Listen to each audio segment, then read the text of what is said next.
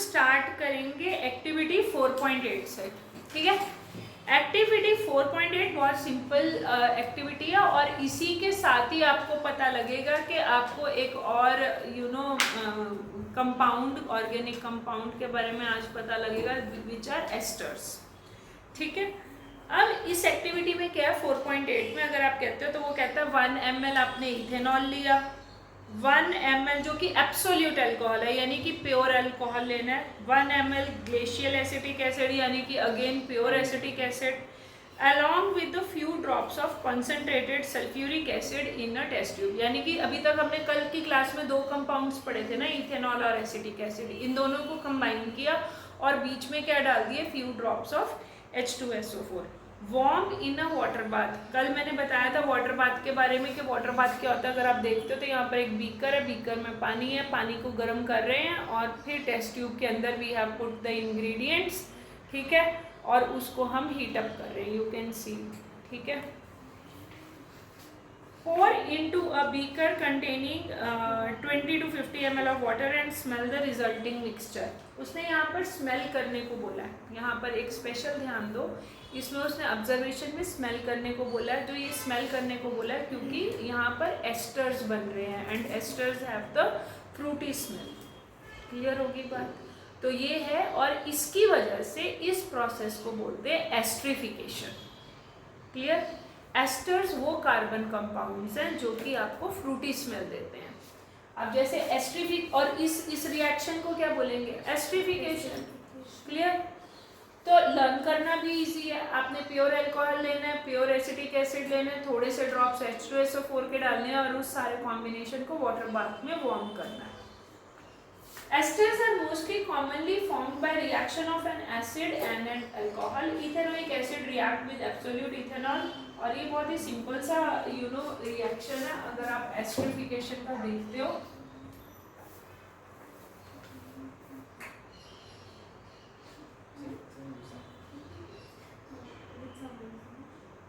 तो CH3 CH2OH और क्या बनेगा, CH3 COOH और बीच में क्या डालना, फ्यू ड्रॉप्स ऑफ किसके, एसिडिक एसिड के, सॉरी सल्फ्यूरिक एसिड के, और फिर आपको क्या बना, एस्टर। अगर आप यहाँ पर एस्टर डालते हो तो एस्टर बनता है तो what, how it is written as, it is written as CH3 COO और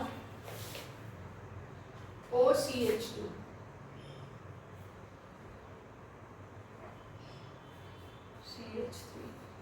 ठीक है, अगर तुम्हारे को इसका एक्सपेंडेड फॉर्म याद है तो वो क्या था, CH3 COOH, do you remember? और इसका क्या था, इसका था CH3 CH2, फिर ये आता है bond. Do you remember the expanded form ना? इट मीन्स क्या हुआ, इट मीन्स ये वाला पार्ट अलग हुआ, ओके और यहाँ पर या तो फिर ये ऑक्सीजन समझ लो या ये ऑक्सीजन समझ लो, एक ऑक्सीजन CH3 CH2OH के साथ में गया तो यानी कि H2O भी निकलेगा, okay, and it will combine ethanoate और ये है एक एस्टर। ठीक है, how it is different from ketone, देखो ये ethyl ethanoate, how it is different from, देखो कई बार क्या होता है बच्चों को ये कंफ्यूजिंग लगता है क्योंकि अगर आप इसको कंपेयर करते हो, कंपेयर किसके साथ में करोगे, कीटोन के साथ में, तो आपको कई बार लगता है यार ये दोनों एक जैसे से तो लग रहे हैं, then what is the difference? देखो अगर ये कीटोन होता तो कीटोन में आना था CH3 COO और दोबारा CH3 जिसको हम प्रोपेनॉन बोलते हैं, इसी को ही बोलते हैं ना propanone, and this is the smallest ketone. तो इसमें और इसमें फर्क क्या हुआ, इसमें ये फर्क हुआ कि यहाँ पर O भी है साथ में और इधर क्या, is there any O with the any group, no, so that is the difference. इसमें COO है और इसमें सिर्फ CO है, so exactly this is the oxide methyl group, समझ रहे हो, ऑक्साइड वाला कोई मिथाइल ग्रुप है, लेकिन यहाँ पर ऐसा नहीं होता, दो मिथाइल ग्रुप है या एक मिथाइल दूसरा इथाइल ग्रुप है, whatever. So that is the difference between ketone and ester। क्योंकि क्या होता है जब हम ऐसा फॉर्मूला सडनली लिखते हैं ना तो हमें लगता है कीटोन जैसा ही तो है. What is the difference? समझ में आ रहा है?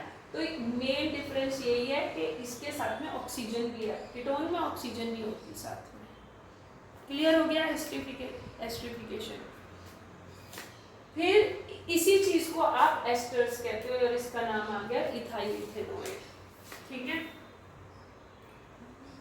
Esters are sweet smelling substances. These are used in making perfumes and as flavoring agents.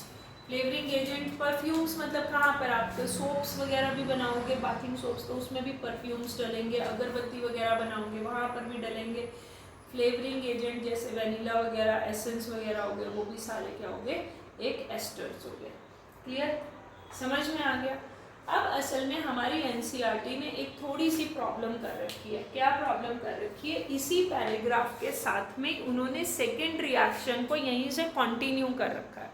असल में होना यहाँ से ये चाहिए था कि दे शुड हैव यहाँ से उनको सेपरेट दूसरा पैराग्राफ बनाना चाहिए था. You can note after this thing, यहाँ से उनको नया पैराग्राफ बनाना चाहिए था. पर इन्होंने क्या किया, यहाँ से नया पैराग्राफ नहीं बनाया, उसी पैराग्राफ में लिख दिया. तो इसलिए अब हमें क्या होता है, कंफ्यूजन हो जाती है कि भैया ये हुआ क्या. क्लियर हो गई बात? अगर आप इस यहाँ से लिख दो कि भैया ये सेकेंड रिएक्शन है जिसका नाम है सेपोनिफिकेशन. सेपोनिफिकेशन को अगर आप एक बड़े ही बेवकूफ़ वाले तरीके से बोलोगे तो उसमें आप ये बोलोगे कि सेपोनिफिकेशन में इट इज़ लाइक आप ये बोल रहे हो कि भैया मुझे अल्कोहल मेरी वापस करो. अल्कोहल कंबाइन किया था ना एसिटिक एसिड के साथ में, तो सेपोनिफिकेशन क्या हो गया एग्जैक्टली कि आपने एक क्या लिया, आपने एक एस्टर लिया और एस्टर में से आपने वापस क्या किया, क्या सेपरेट आउट किया, अल्कोहल एंड सॉल्ट, जो सोडियम इथेनोएट होगा. मतलब आपने क्या किया कि जो अल्कोहल आपने यूज़ किया था वो अल्कोहल को वापस आपने निकाला है. मतलब बहुत ही एक वियर्ड लैंग्वेज में लर्न करने का तरीका है. ठीक है. अब सेपोनिफिकेशन में क्या हो रहा है, वो कहता है on treating with sodium hydroxide. Sodium hydroxide क्या है, बेस है, अल्कली है. Which is an alkali, the ester is converted back to alcohol and sodium salt of carboxylic acid. अब देखो sodium salt of carboxylic acid जो है, ये जो सोडियम का यहाँ पे लिख रखा है सोडियम एसिटेट, यहाँ इथेनोएट. तो सोडियम इथेनोएट को आपने याद रखना. कई बार एक नंबर का क्वेश्चन ये भी पूछ लिया जाता है, write a chemical formula for sodium salt of carboxylic acid and name it. आ सकता है कि नहीं? राइट द नेम ऑफ लिखो बुक में, भूल जाओगे क्वेश्चन क्या आएगा. Write it in your book. Write the chemical formula for sodium salt of carboxylic acid and give its name. तो ये अलग से क्वेश्चन बन गया. क्या बनेगा, CH3COONA बन जाएगा और इसको बोलेंगे सोडियम इथेनोएट. अभी हम आगे करते हैं. Okay. This reaction is known as saponification because it is used in the preparation of soap. तो सेपोनिफिकेशन को सेपोनिफिकेशन क्यों किया बोला जाता है, क्योंकि इसी से हमारे सोप्स बनते हैं. क्लियर हो गया?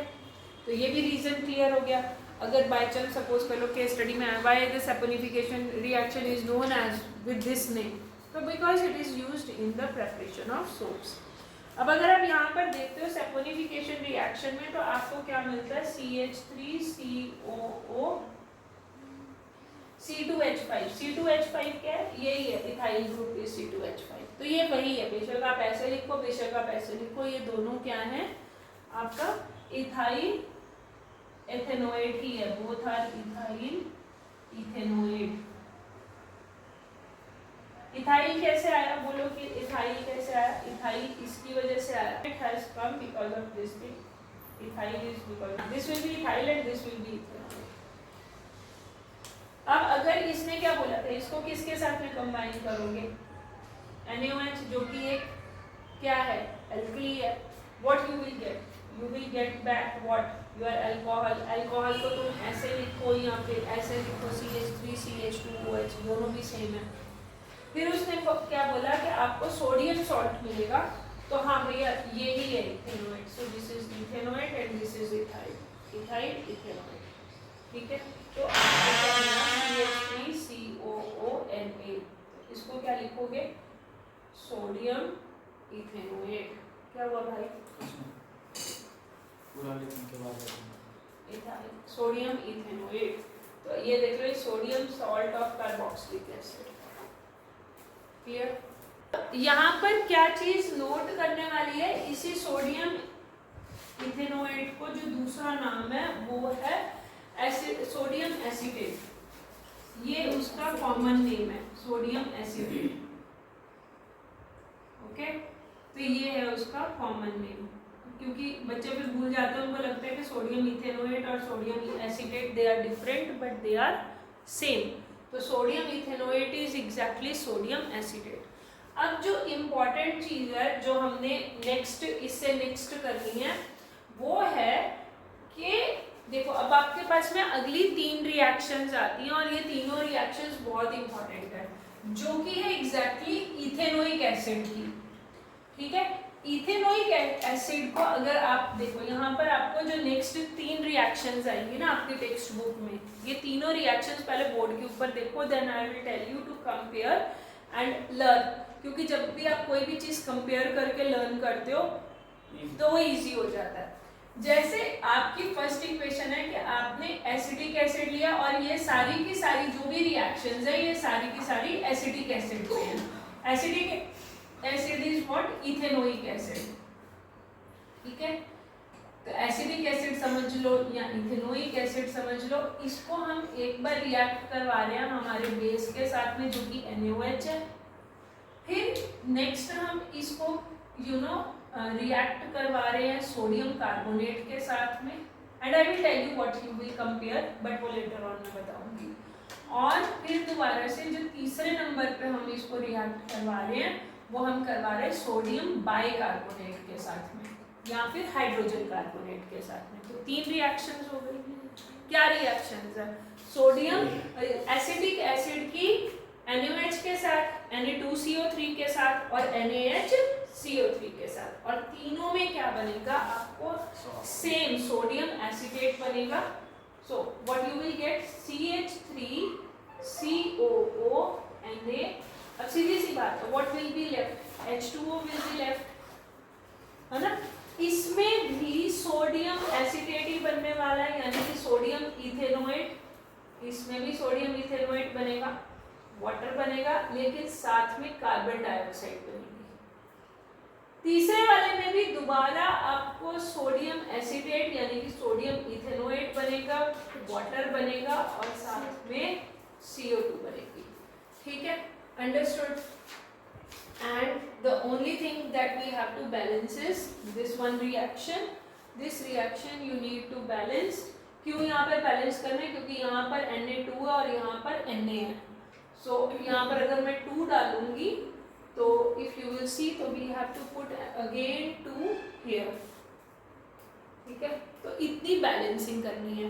अब मैंने बोला कि ये आप जब लर्न करोगे तो एक तो होता है हमने इसको पूरा नया लर्न किया, एक होता है हम इसको कंपेयर करके भी लर्न कर सकते हैं, ठीक है ना।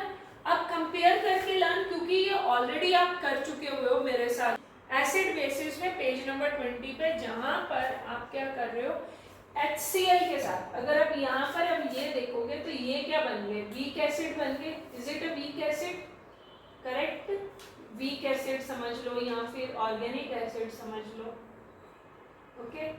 और यहाँ पर सेम रिएक्शंस आप ऑलरेडी कर चुके हो HCl के साथ में, जो कि है आपका मिनरल एसिड या फिर स्ट्रॉन्ग एसिड। अब ऑलरेडी ये कहाँ पर कर चुके हो आप, पेज नंबर 20 पे कर चुके हो, एसिड बेसिस में कर चुके हो।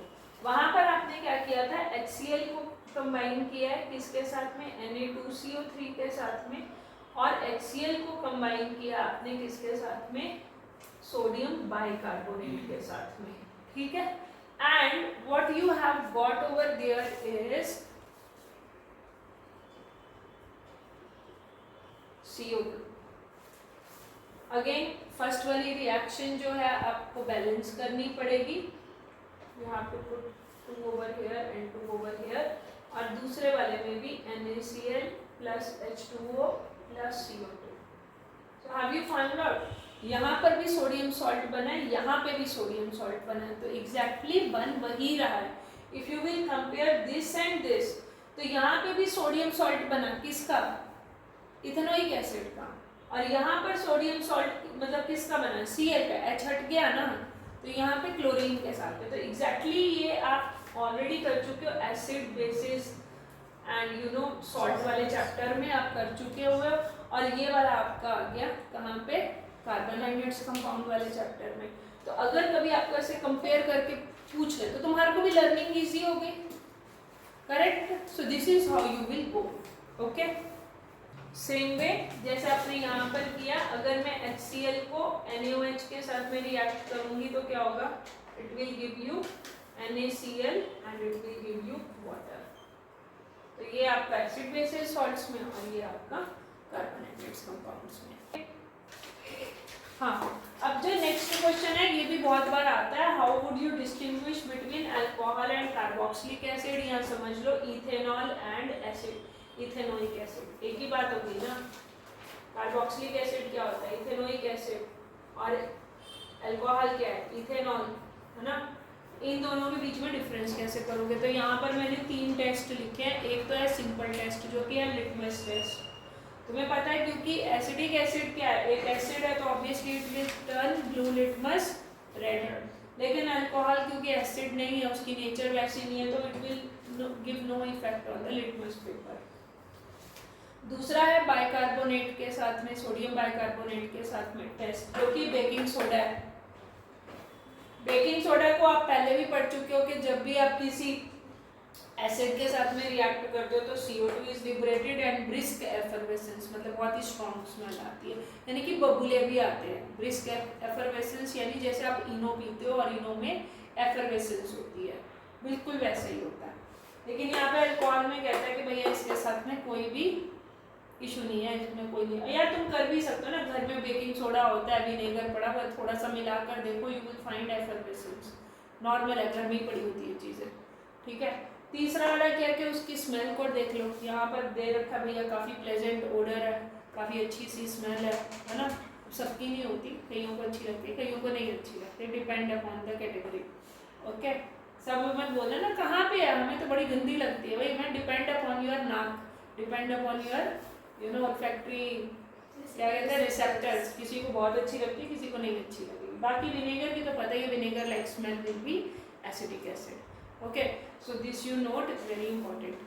नेक्स्ट टॉपिक आता है वो सोप्स का आता है. और जो सोप्स है वैसे तो इतना ज़्यादा डिफिकल्ट नहीं है. फॉर्मेशन ऑफ माइसेल्स बोल रखा है, इसको हम प्रोनाउंस करते हैं माइसेल. ठीक है.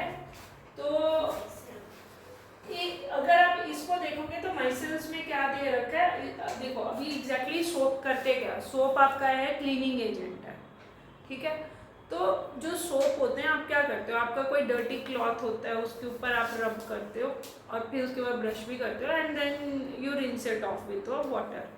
अब एग्जैक्टली यहाँ पर सोप के बारे में क्या बताया है, वो कहता है इस सोप पार्टिकल को, इस सोप पार्टिकल जो है, ये सोप एक कोई पार्टिकल है, डायपोल जितना पार्टिकल है, मतलब समझ लो उसके 2 एंड्स हैं. ठीक है.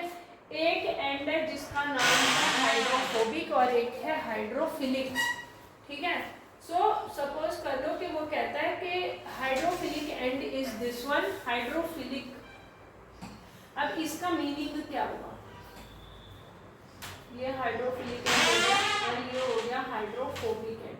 Now what do you mean by this, पहले इसको वो देख लेते हैं. बहुत ही सिंपल वे है इसको लर्न करने का. फोबिक का मतलब क्या होता है, किसी का डर, किसी का फियर. ठीक है. तो ये जो हाइड्रोफोबिक एंड होगा ना, दैट विल बी जैसे अब आपने किसी भी सोप को जैसे ये डर्ट है, सपोज कर लो दिस इज योर डर्ट. अब जो डर्ट की प्रॉपर्टी होती है वो होती है ऑयली, ग्रीजी. और कोई भी चीज ऑयली एंड ग्रीजी है तो वो कैसा होगा, कार्बन कंपाउंड होगा ना, सीधी सी बात है ना. तो वो ये कहता है कि जो इसका हाइड्रोफोबिक एंड है, हाइड्रोफोबिक एंड यानी कि ये वाला एंड. ठीक है.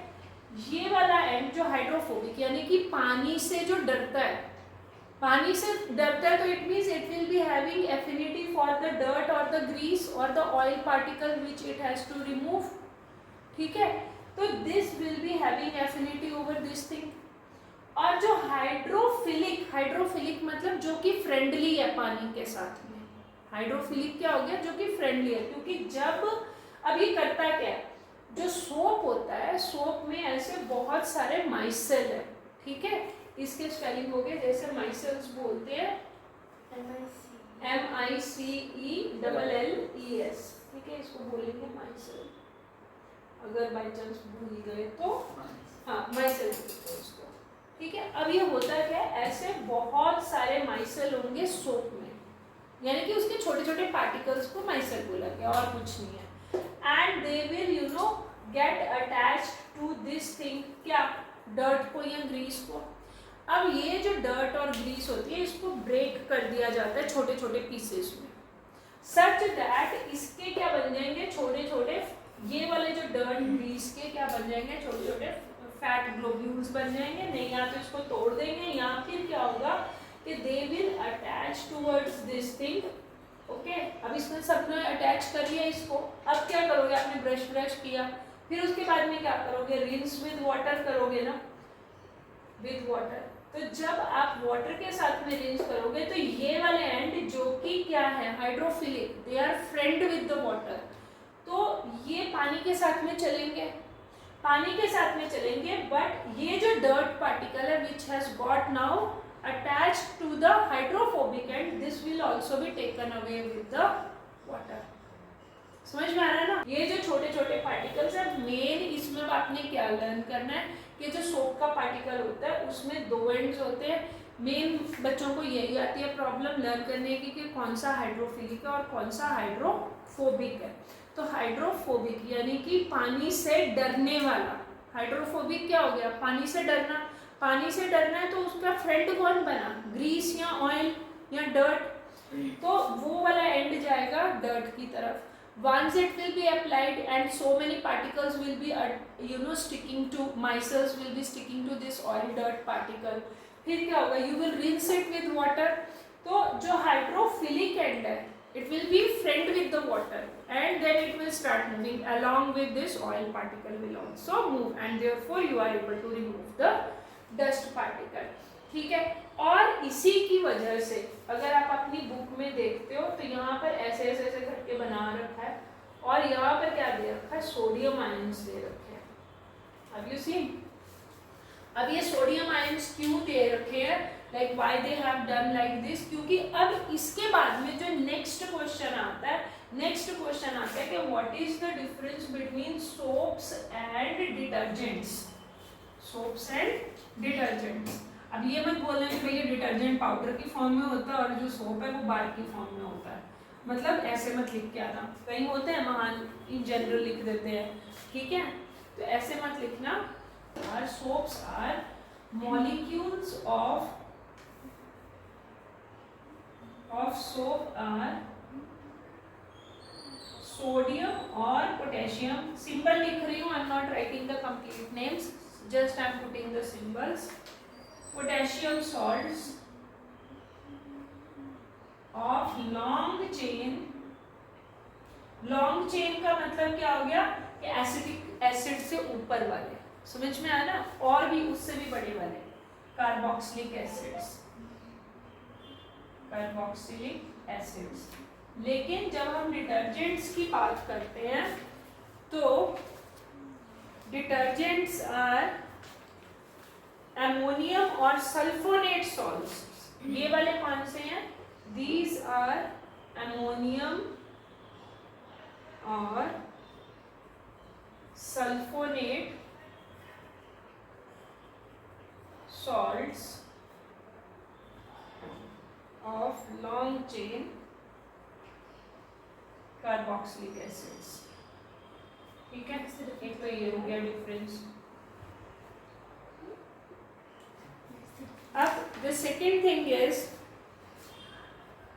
ये कहता है ionic end of soap dissolve in water while the carbon chain dissolve in oil.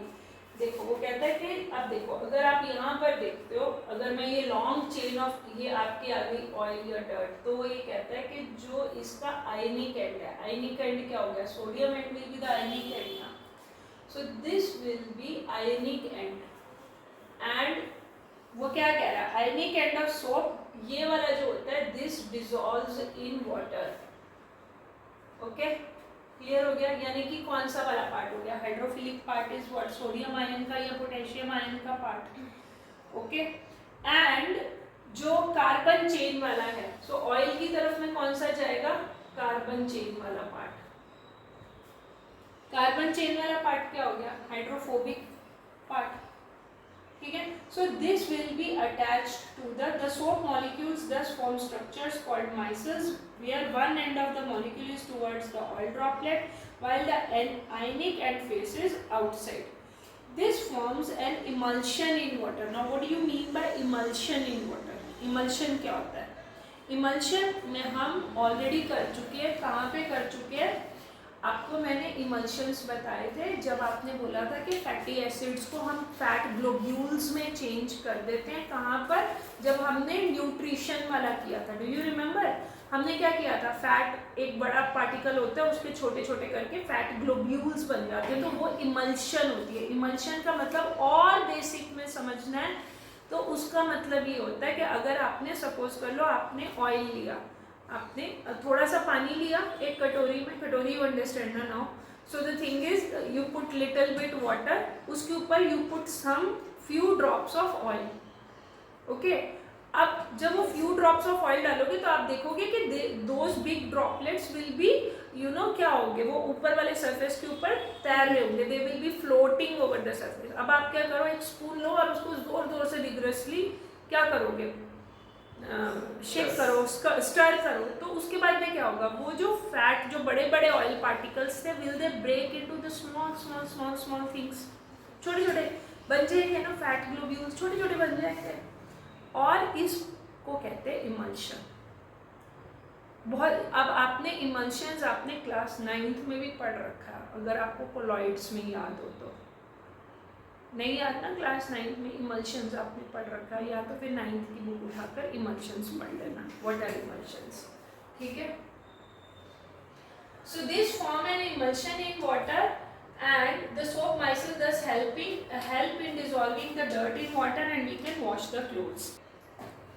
यहाँ पर एक और याद रखना है कि micelles stay in a solution as a colloid, क्योंकि मैंने अभी भी बताया था ना कि emulsions are a form of a colloid, तो एक बार ये भी पूछा जाता है कि micelles are a form of what thing, they are a form of colloid, okay.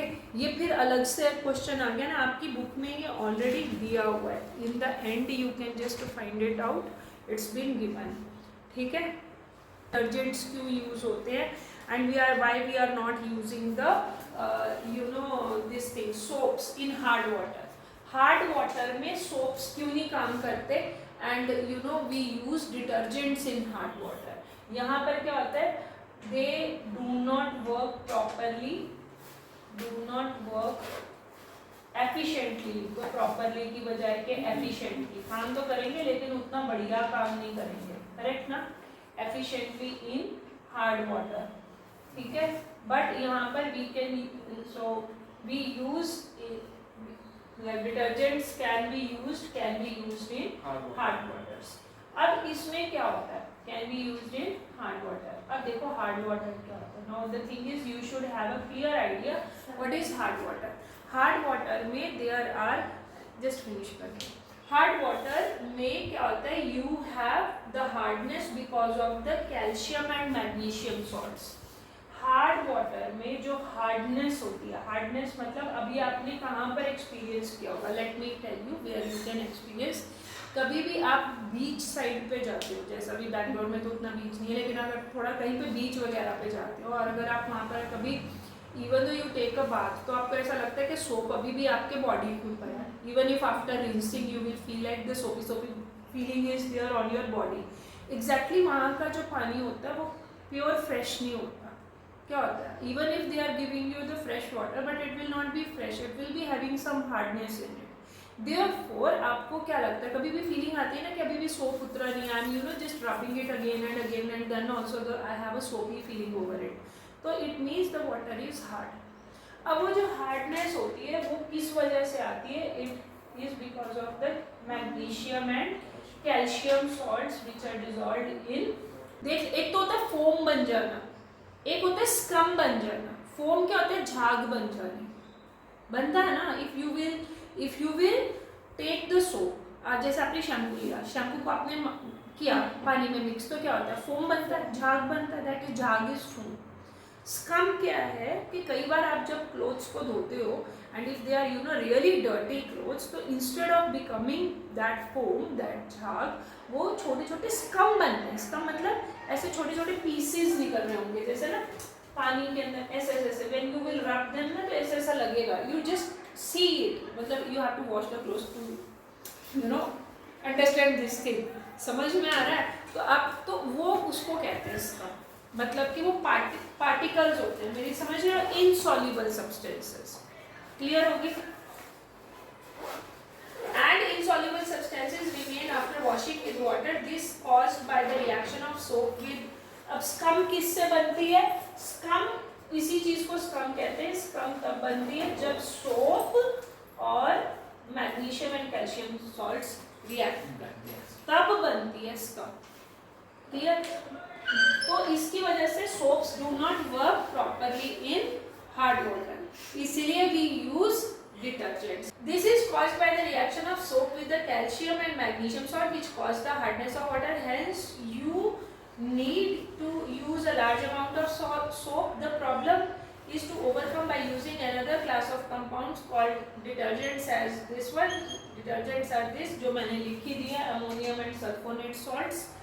ठीक है, the charged ends of these compounds do not form insoluble, participates. तो इसको यूज करके क्या फायदा होता है, they do not produce scrum, समझ में आया, दे डू नॉट प्रोड्यूस स्क्रम। या फिर जिसको हमने यहाँ पर लिखा है कि हमने हार्ड वाटर में इसको यूज नहीं कर सकते, इसको कर सकते, तो यही है formation of scrum. So this finally finishes your chapter, ठीक है। So now you prepare well.